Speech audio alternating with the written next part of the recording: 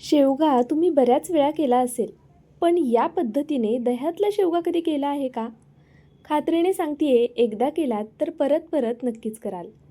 करायला अतिशय सोप्पा आहे. कसा करायचा चला लगेच पाहूया. इथे मी 2 शेवग्याच्या शेंगा घेतलेल्या आहेत आणि व्हिडिओत दाखवतेय त्या पद्धतीने तुम्हाला या शेंगा साफ करून घ्यायच्या आहेत. त्याची जी वरची साल असते ती काढून टाकायची आहे. ती साल थोडी कडवट असते, त्यामुळे शक्यतो वरची साल काढून घ्या. अगदी व्हिडिओत दाखवली आहे ना त्या पद्धतीने. आणि शेवग्याच्या तुम्हाला आवडतील त्या आकारामध्ये तुम्ही इथे फोडी करून घ्या. लहान मोठ्या जशा आवडत असतील तशा पद्धतीने इथे शेवगा आपल्याला कट करून घ्यायचा आहे. त्यानंतरनं हा शेवगा एका मोठ्या पातेल्यामध्ये घालून यामध्ये थोडं पाणी घालायचे आणि चवीनुसार शेवग्यापुरतं मीठ घालायचे. आता हा शेवगा आपण 3-4 मिनिटासाठी गॅसवरती ठेवूया मीडियम फ्लेमवर. म्हणजे शेवगा एक 70% शिजला जाईल. त्यानंतरनं आपण इथे 2 कांदे घेतलेले आहेत आणि 1 टोमॅटो घेतलेला आहे. आपल्याला या रेसिपीसाठी 2 कांदे लागणार आहेत मीडियम साईजचे. कांद्यांची साईज कळावी त्यामुळे कांदा चिरण्यापूर्वी इथे तुम्हाला दाखवलेला आहे. आता कांद्याची साल काढून घ्यायची आहे. त्यापूर्वी कांद्याचं मागचं पुढचं देठाकडची बाजू आहे ना ती काढून घेतली. त्यानंतरनं या कांद्याची साल काढून घेतली. जर कांद्याला काजळी असेल म्हणजे कांदा वरतून काळपट असेल तर तो कांदा स्वच्छ धुवून घ्यायचा आहे. त्यानंतरनं आता कांद्याच्या देठाकडची बाजू जी असते ना व्हाईट कलरची ती काढून टाकायची आणि मगच कांदा चिरायला घ्यायचा. तर पहा, व्हिडिओत दाखवते त्या पद्धतीने कांदा जमेल तितका बारीक चिरून घ्या. तुम्ही हा कांदा चॉपरमध्ये चिरलात तरीसुद्धा चालणार आहे किंवा अशा पद्धतीने सुरीने चिरून घेतलात तरीसुद्धा चालणार आहे. इथे संपूर्ण कांदा याच पद्धतीने मी चिरून घेतला. त्यानंतरनं एक लहान साईजचा टोमॅटो घेतला आहे. हा सुद्धा आपण कट करून घेऊया आणि टोमॅटोच्या आतल्या बिया काढून घेऊया. टोमॅटो लहान घेतला आहे कारण आपल्याला यामध्ये दह्याचा वापर करायचा आहे. त्यामुळे शक्यतो टोमॅटो कमी वापरा. दही आहे, आंबट होऊ शकते भाजी, त्यामुळे शक्यतो टोमॅटो कमी घालायचा आहे किंवा असा लहान घालायचा आहे. टोमॅटोसुद्धा मी बारीक असा चिरून घेतला.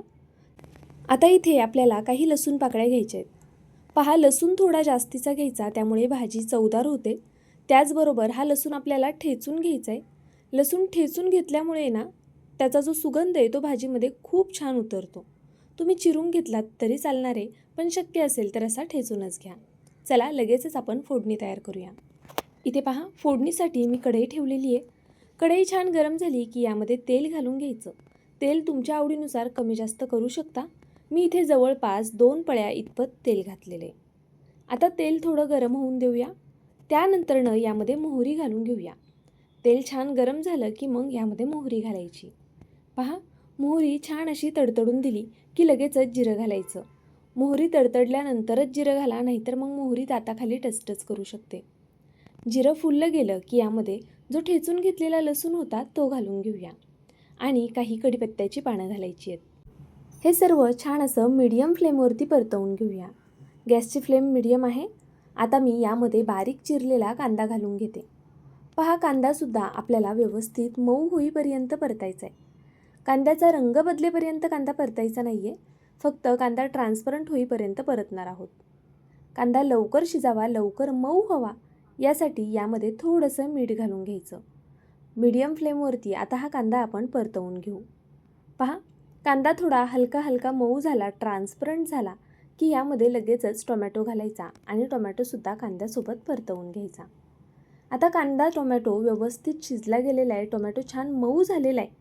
त्यानंतरनं यामध्ये आपण मसाले ॲड करूया. फार काही मसाले लागणार नाही आहेत, अगदी बेसिक मसाले घालून घ्यायचे आहेत. इथे सगळ्यात आधी मी थोडीशी हळद घालून घेतली.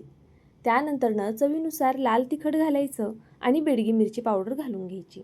बेडगी मिरची पावडरमुळे रंग छान येतो. सोबतच 1 चमचा मी इथे धना पावडर वापरलेली आहे.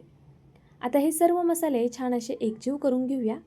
गॅसची फ्लेम इथे मीडियम आहे. मीडियम फ्लेमवरच मी मसाले घालून घेतले आणि हे मसाले कमीत कमी 2 मिनिटासाठी अशाच पद्धतीने परतवून घ्यायचे. मसाले छान असे तेलामध्ये परतवून झाले की त्यानंतरनं यामध्ये जवळपास 2 ते 3 चमचे दही ॲड करायचे. दही घालताना गॅस मोठा करायचा, त्यानंतरनं दही घालायचं आणि मग हे सतत हलवत राहायचं. कमीत कमी 1-1.5 मिनिटासाठी हे सतत आपल्याला हलवत राहायचे. गॅस मोठा ठेवायचा आहे. मध्ये मध्ये गॅस मीडियम केलात तरी चालेल, पण अगदी बारीक गॅसवरती दही घालून ते असं मिक्स करू नका, नाहीतर मग दही फुटण्याचे चान्सेस जास्त असतात. पहा, मी इथे जवळपास 1-2 मिनटं हे छान असं परतवून घेतलं आहे. मध्ये मध्ये गॅस मीडियम केला आहे, मध्ये मध्ये मोठा केलेला आहे.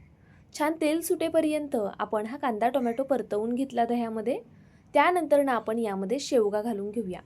शेवगा मी उकळून घेतला होता. कमीत कमी 70% तो शेवगा शिजलेला आहे.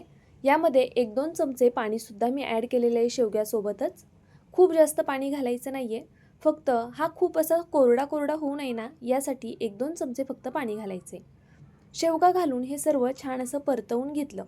त्यानंतरनं झाकण ठेवायचं आणि आता हा शेवगा शिजून द्यायचा. आपण सुरुवातीला कांद्यापुरतं मीठ घातलं आणि शेवगा शिजतानासुद्धा शेवगामध्ये आपण मीठ घातलेले, त्यामुळे नंतर गरज पडली तरच इथे तुम्हाला मिठाचा वापर करायचा आहे, नाहीतर मग मीठ नाही घातलं तरी चालेल. झाकण ठेवून बारीक गॅसवरती मी याला 3-4 मिनटं होऊन दिला. त्यानंतरनं झाकण काढलं, एकदा शेवगा हलवून घेतला आणि पुन्हा झाकण ठेवून आपल्याला 2-3 मिनटं ह्याला वाफ काढून घ्यायची आहे. असं केल्यामुळे शेवग्यामध्ये आतपर्यंत मसाले मुरले जातात. आता तुम्ही म्हणाल उकळून न घेता जर डायरेक्ट शेवगा शिजायला घातलात तर चालेल का? पण मग जर तुम्ही तसा डायरेक्ट घालत असाल ना, तर यामध्ये थोडंसं पाणी घाला, म्हणजे मग शेवगा तळायला लागणार नाही, कारण शेवगा शिजण्यासाठी त्याला पाण्याची गरज असते. पहा, अगदी परफेक्ट असा शेवगा शिजला गेलेला आहे. अशा पद्धतीने दह्यातला शेवगा एकदा नक्की ट्राय करा. खूप चटपटीत आणि चवदार होतो, रुचकर होतो, सगळ्यांनाच नक्की आवडेल. वरतून भरपूर अशी बारीक कट केलेली कोथिंबीर घालूया आणि गॅस बंद करूया. तुम्हाला शेवग्याची ही रेसिपी कशी वाटली कमेंट करून नक्कीच कळवा. व्हिडिओला अजूनही लाईक केलं नसेल तर नक्कीच एक लाईक करा. नवीन असाल, सबस्क्राईब केलं नसेल तर सबस्क्राईब करून घ्या, म्हणजे तुम्हालासुद्धा अशा छान छान रेसिपीज आपल्या चॅनलवरती पाहायला भेटतील.